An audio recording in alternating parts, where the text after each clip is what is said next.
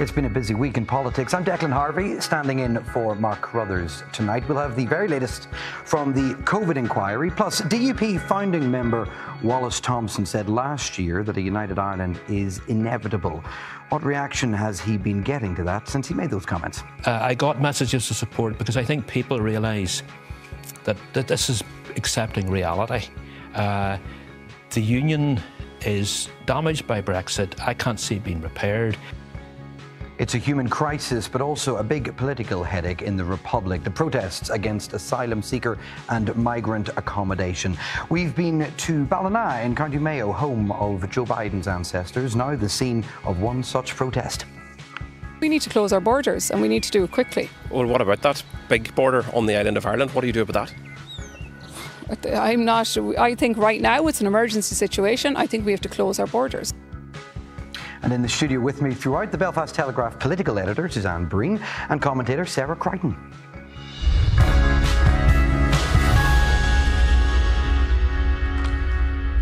Hello, good evening. We're on a little later than normal tonight. Glad you're still up. The rancour of the recent past has been clearly played out at the COVID inquiry this week as questions get asked about how prepared our leaders here were to deal with the pandemic. And the ghost of big political rows returned Sinn Féin's part in the Bobby Storey funeral and the controversial cross-community vote triggered by the DUP. Here's a flavour. I haven't seen the newly found minutes of the executive meeting after the Bobby Storey funeral, but I remember it. And it was almost kind of like an entitlement that I could do this, but other families couldn't. Do you accept that you should not have gone to the funeral at all, given your role as a minister for our communities? I can see the hurt and the anger, and I accept that now. Yes, I do. I think that's been the first significant recognition by somebody from that political party to do that, and I commend her for making that apology. Was it the intention of DUP ministers to use the cross-community vote to prevent those restrictions being extended? They met beforehand, and it was indicated, the lead was coming from the First Minister and the party leader. But when the cross-community vote was called for, I just felt it was a complete inappropriate use of a mechanism that was brought in as part of the Good Friday Agreement to protect minority rights, equalities and human rights. And I could not and still don't understand why that was called in. Let's welcome Suzanne Breen and Sarah Crichton. Good to have you both here.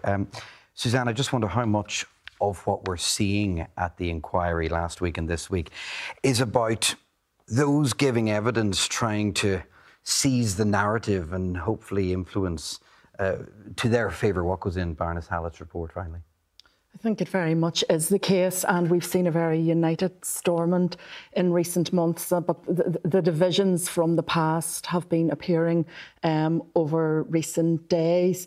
I think nobody comes out of this well. The civil service, the Stormont system, the two biggest parties, the tribalism that we saw at the time, the determination of some in the executive to slavishly follow the example, the awful example that was set by a terrible Tory government, as opposed to a common sense approach.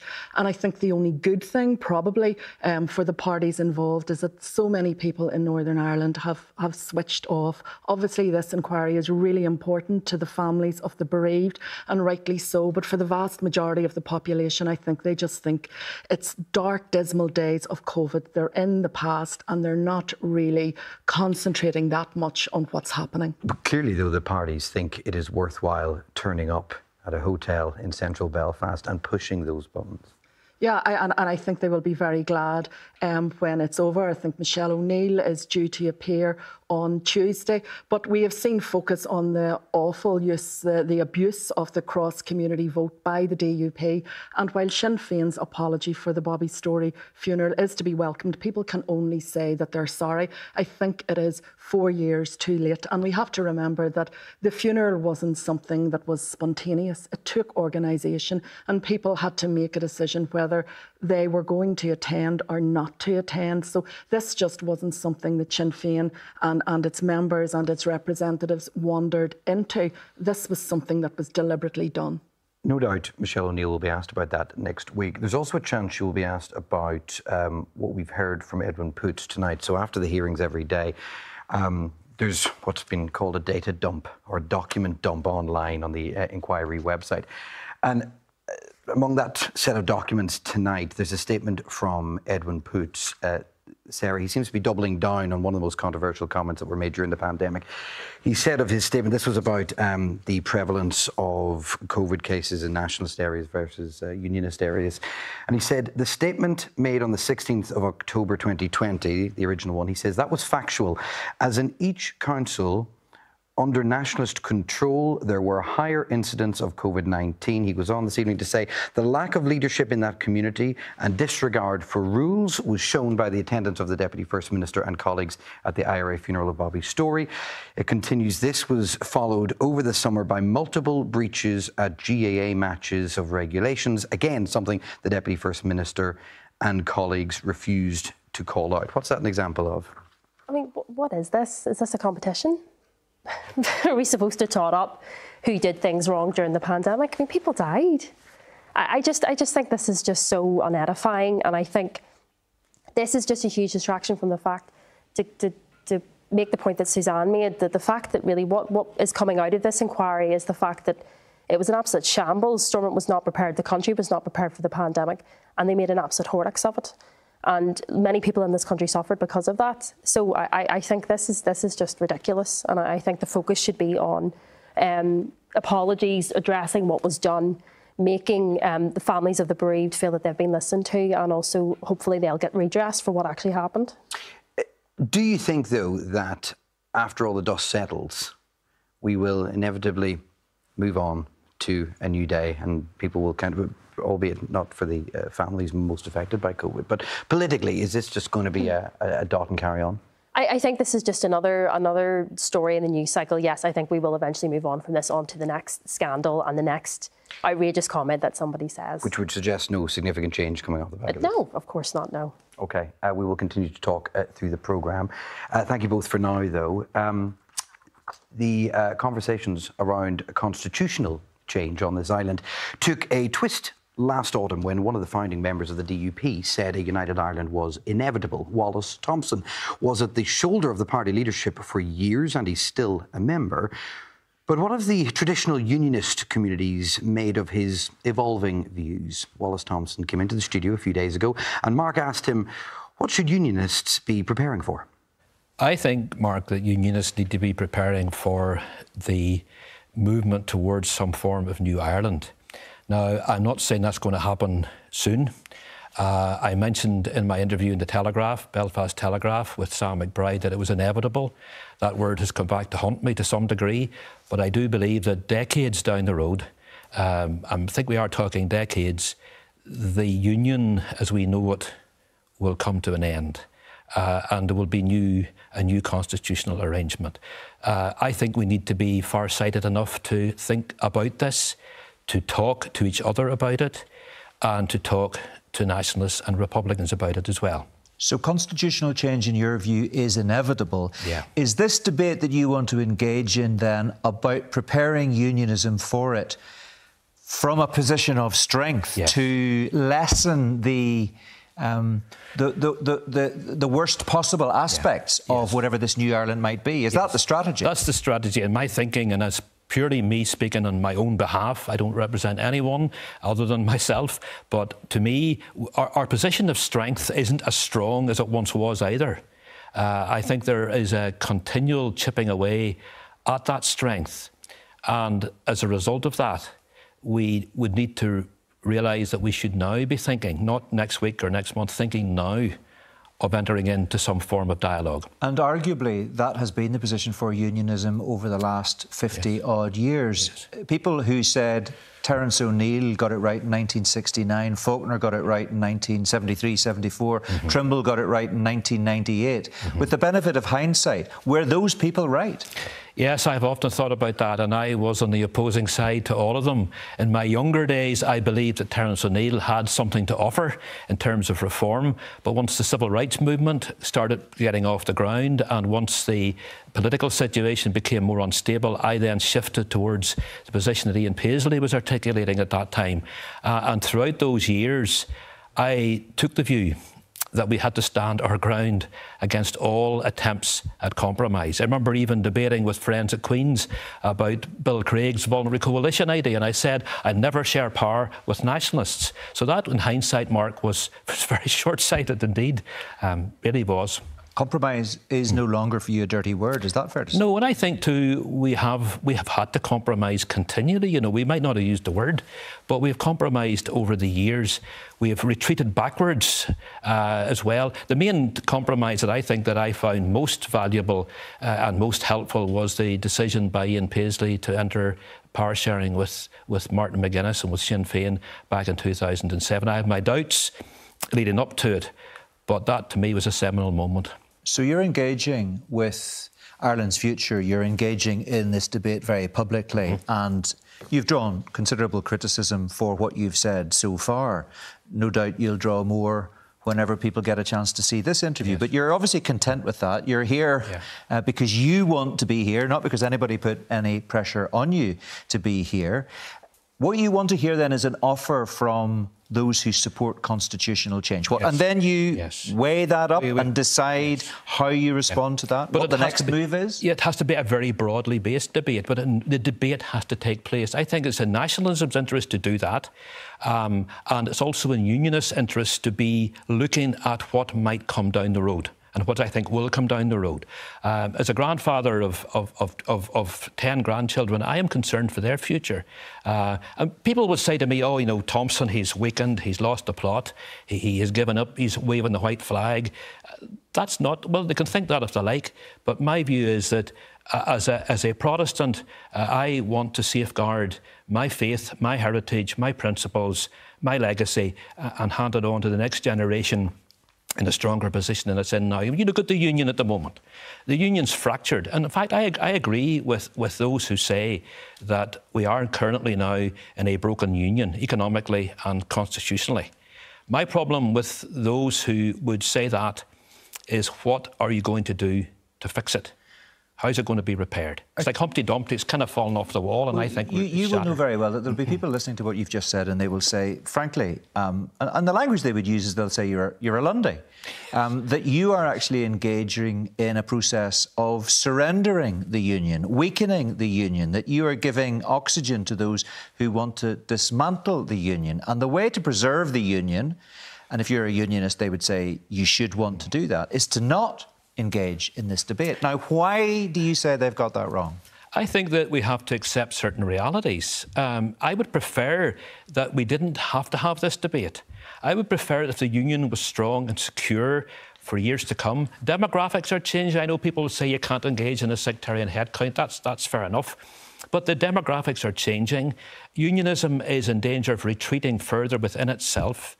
And as someone who believes in the cause of unionism down the years and has taken a stand for that cause, I think that we have got to recognise the realities of life. It's like somebody who's got a problem, you know, with their body, and they refuse to accept that they're not well. And they keep saying, oh, we're okay, we're okay. And I hear people saying, I don't want to engage in a debate on the future outside the union because we remain in the union and we're going to stay there. But how can they guarantee that? There is an argument, and you would have heard it, I would have thought a lot, that to preserve the union, unionists need to make the status quo as attractive to as many people as possible. That means appealing to the middle ground, alliance voters, soft nationalists primarily. And that means, so the argument goes, embracing the Irish language, for example, being more socially progressive, going easy maybe on the marching bands and waving the union flag.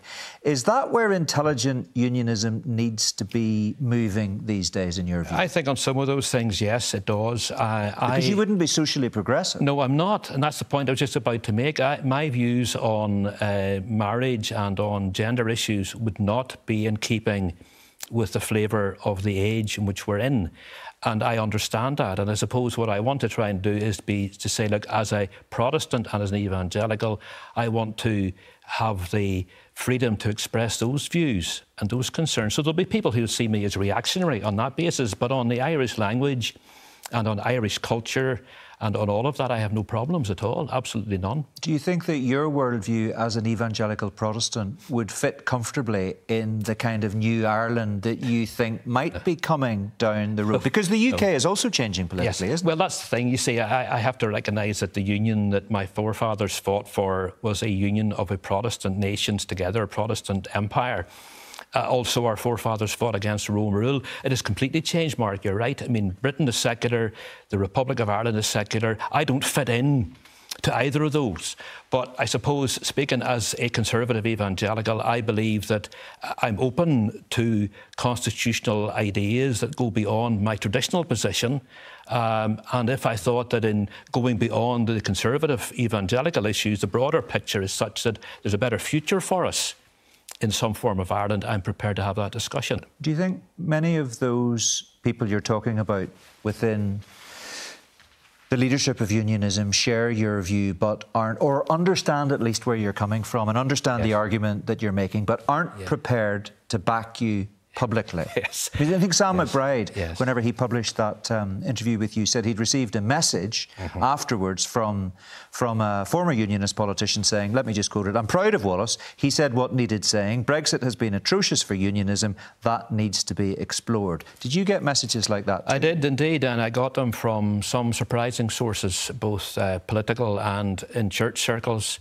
I was encouraged by that, because none of this has been easy for me. I mean, I could have just gone quietly away and not spoken, but this is coming from my heart. And I bear no ill will to anyone who would disagree with me.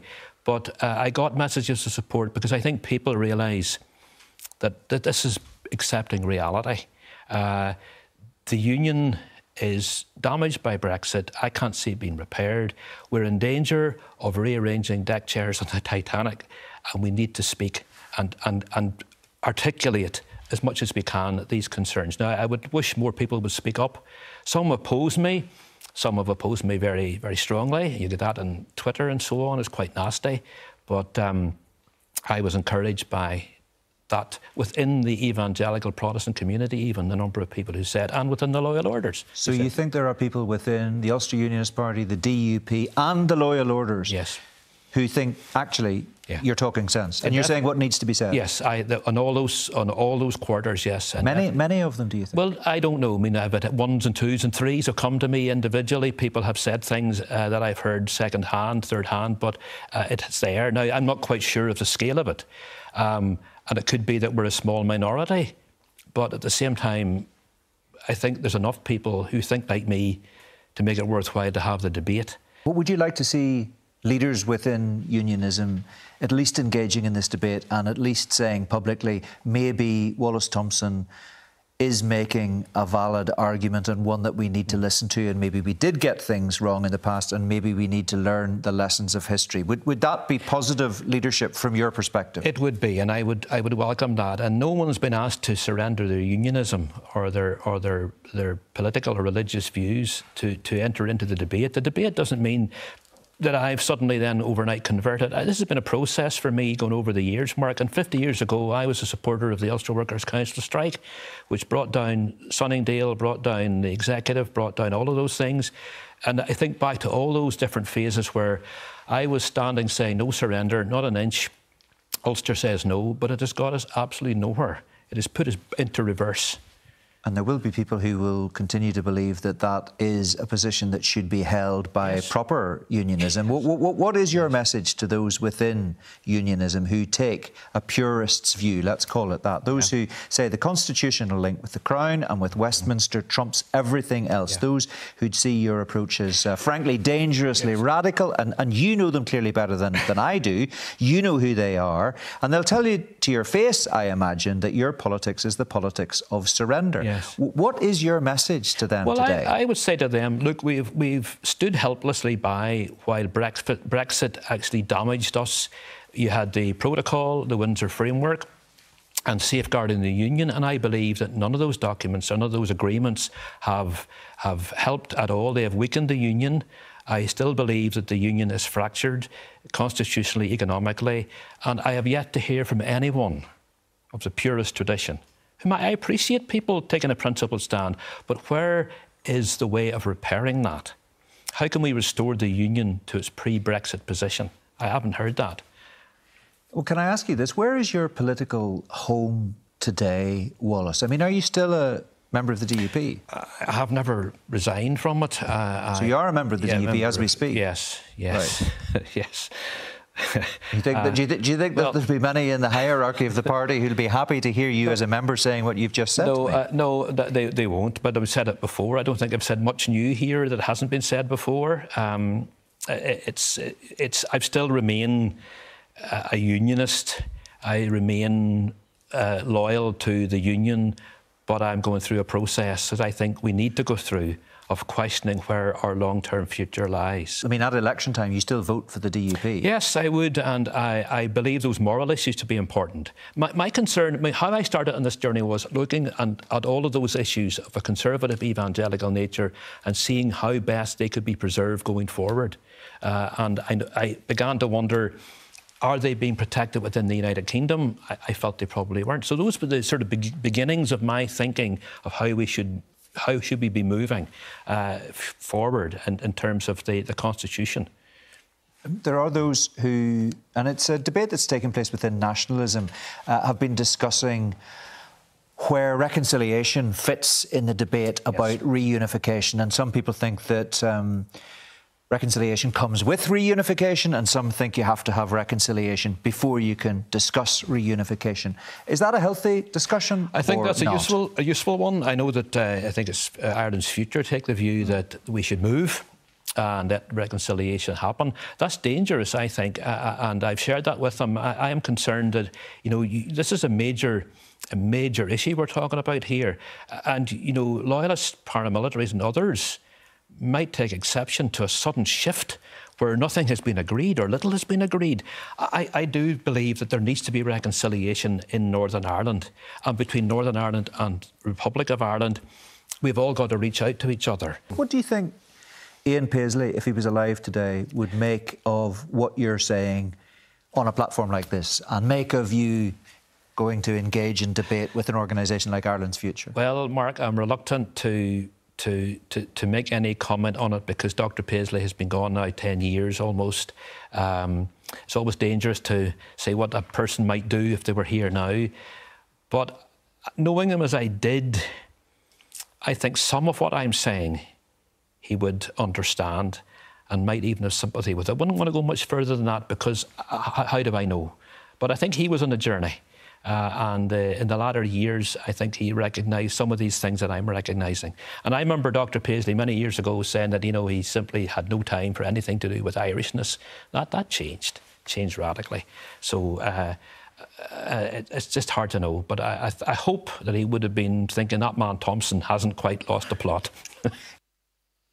Wallace Thompson there. His full interview with Mark is available now on the Red Lines podcast. You'll find it, as ever, on BBC Sounds.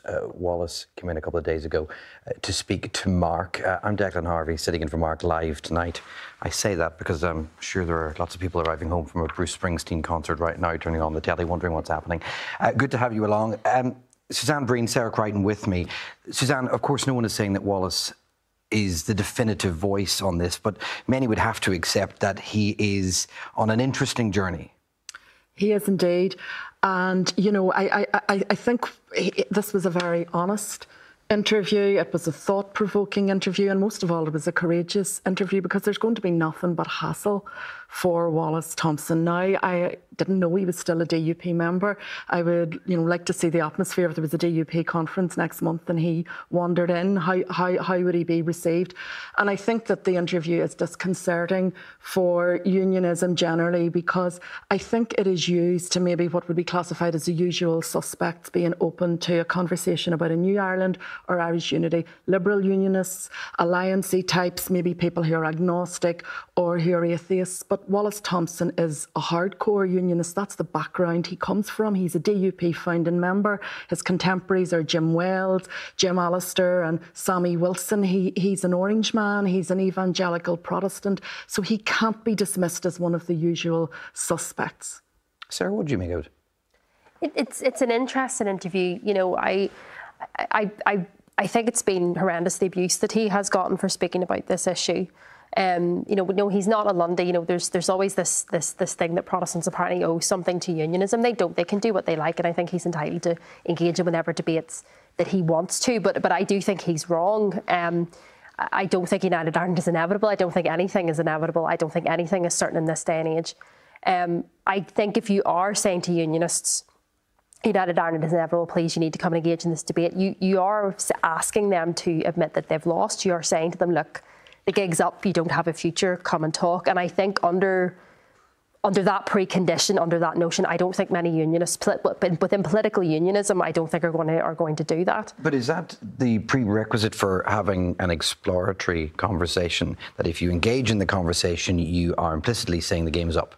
Well, no, not exactly. It depends on how you debate and where you're debating. Well, it's not what he's saying. Let's just start a chat. But I mean, I don't think that means you have to talk to groups like Ireland's Future or Civic Nationalist groups. If you want to have this conversation, you don't do it on your opponent's turf. You know, if yes, should unionism talk about this issue? Yeah, but you don't do it in a way that looks like you're trying to sink your own ship.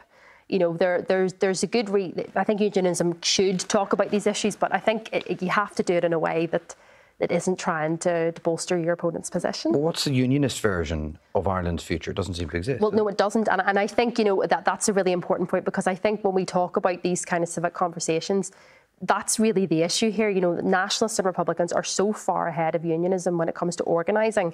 Ireland's Future, these civic nationalist groups, they're getting their ducks in a row for a border poll. They have an activist network, they have international support, they're well funded, they're all over social media, they have links to a lot of young people. If a border poll is called, they can get into action like that. Unionism does not have the same infrastructure to respond, and it needs the same infrastructure to respond.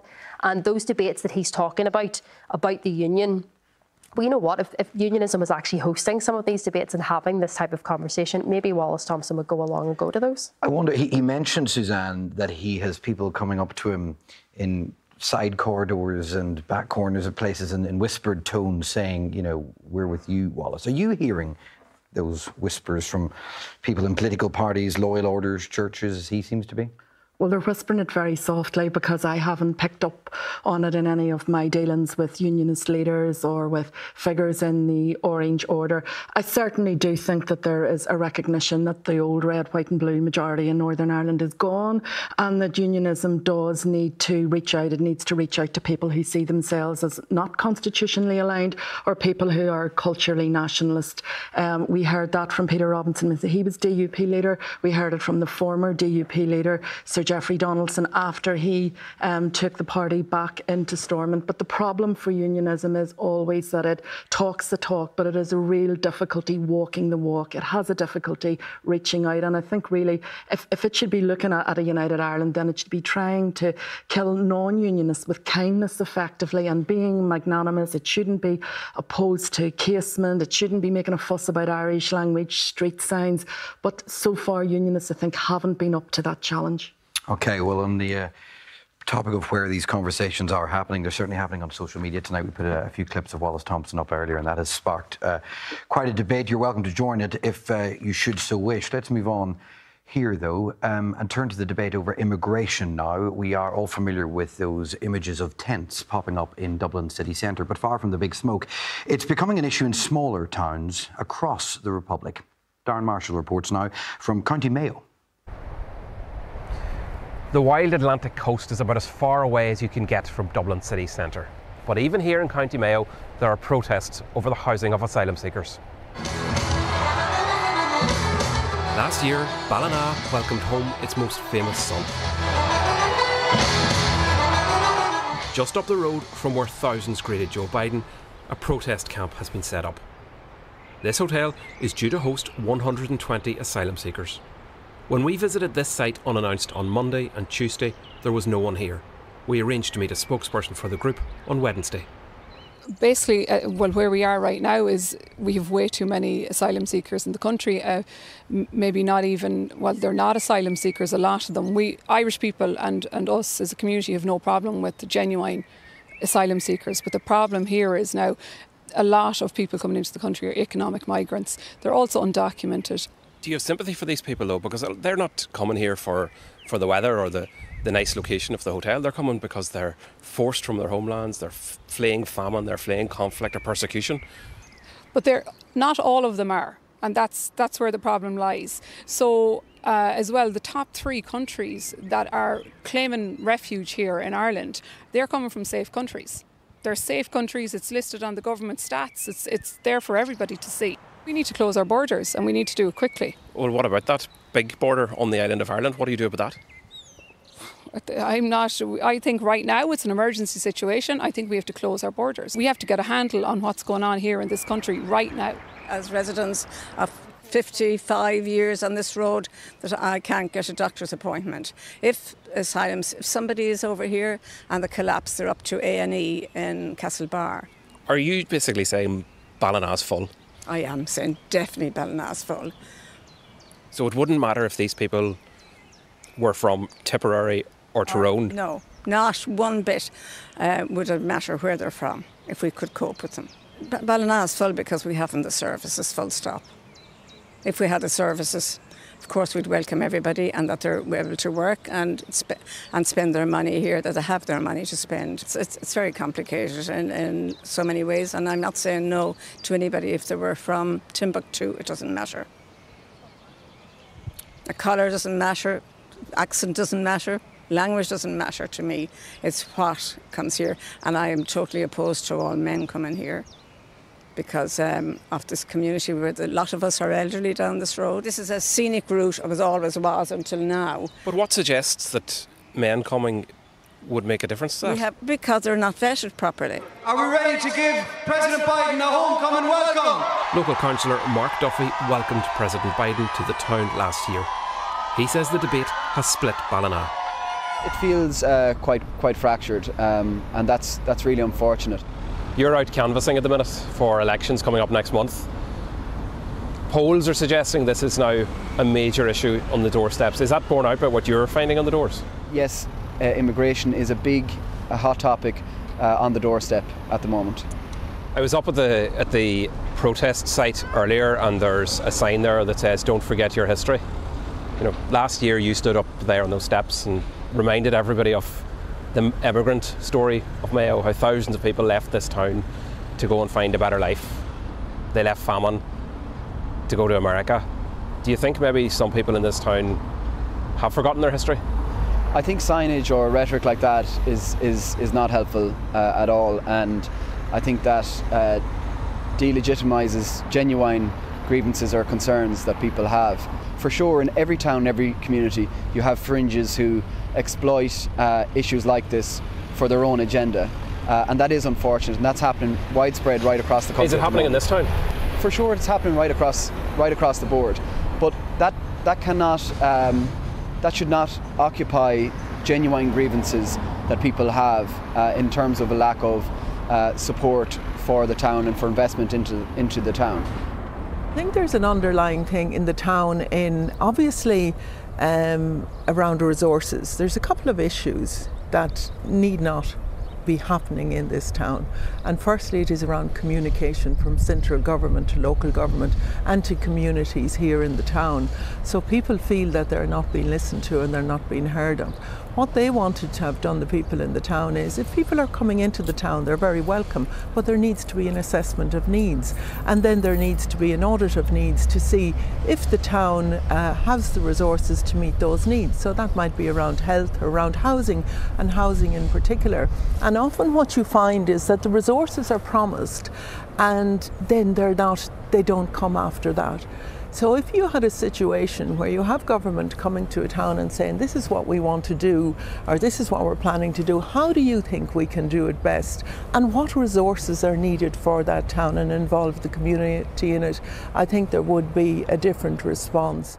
One of the signs says, no open borders. That's language that Sinn Féin have been using recently as well. What exactly needs to happen around the border on this island? Because polls suggest more than half of your own voters and supporters want checkpoints on that border.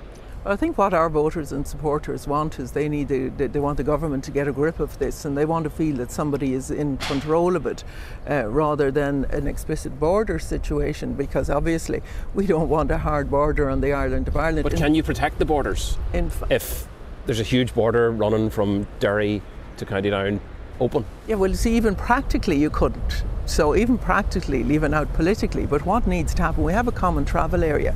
We've had a common travel area for over 100 years now, but we need to, obviously, the British government, the Irish government, to sit down and to work this out.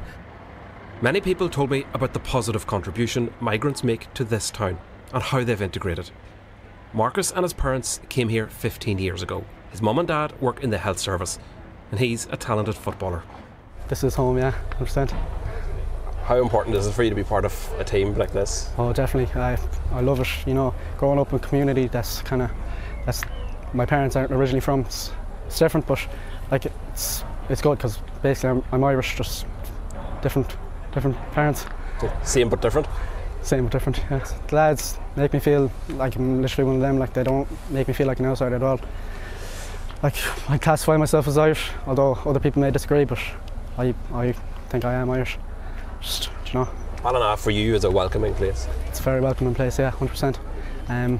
Everyone here, they're all my friends, basically my family. Voters in the Republic will go to the polls in June, and the debate about immigration is likely to feature. But will it impact on how the votes stack up? Darren Marshall reporting from Mayo. Suzanne Breen, how sticky a wicket is this for Sinn Féin, trying to get that balance between views like that in the Republic and clear views on a border north? I think it is difficult for Sinn Féin, and maybe more difficult than it is for some of the other large parties, because polls have shown that Sinn Féin voters actually support border checkpoints for immigrants. So I think Mary Lou McDonald is really walking a tightrope. She needs the party to maintain its support, particularly in working class urban areas. And only 4 weeks, I think tomorrow, until polls open in the Only Republic. 4 weeks, and yet the party still has to retain some credibility. I do think Sinn Féin has walked back a little bit from its previous positions on immigration. I think the party is still going to do pretty well in the council elections and in the European elections, because it had such a bad result last time in both elections, so it can only go up. It'll probably going to double its votes in the council election and double its number of representatives. It's going to get some more MEPs, but this is not an issue that's going to go away. Sarah Crichton, as someone involved in housing, what's your take on that debate? I find it really depressing. Look, if there's a concern that there aren't enough resources to deal with additional people coming into a country or a town, you ask for more resources. I mean, how much what's the budget surplus in the Republic? It's in the billions. I mean, the Republic of Ireland has the money to solve the housing crisis for its own citizens and anybody coming into the country. And they have been promised it, the money just hasn't come. Well, why aren't they spending it? And, you know, they talk about, instead of targeting it at people who are coming into the country who have no power, and have suffered quite a lot. You know, we talk about closing the borders. It would be more appropriate to close the borders to corporate landlords. It would be more appropriate to close the borders to private equity firms that are massively contributing more to the housing crisis than any refugee. Suzanne, just a final thought on the conversation that was had in Ballina there about the amount of people over the years who've left Ballina, and actually now this debate happening there about those coming to it. There's an irony there, some say. Totally. I think there are some people in Ballina who clearly need to be reacquainted with the history. People who left in coffin ships, and to hold Joe Biden up as a poster boy of immigration and what is possible, the achievement of the American dream, when a lot of people coming here, they're just pursuing Irish dreams and they should be entitled to. Thank you both. Really nice talking to you this evening. That's Suzanne Breen and Sarah Crichton. Thank you for watching it tonight as well. If you missed any of the programme, you can catch up, of course, on the BBC iPlayer. Sunday Politics is on at 10 a.m. on BBC One this weekend. But for now, from everyone on the team, good night, sleep well. Bye-bye.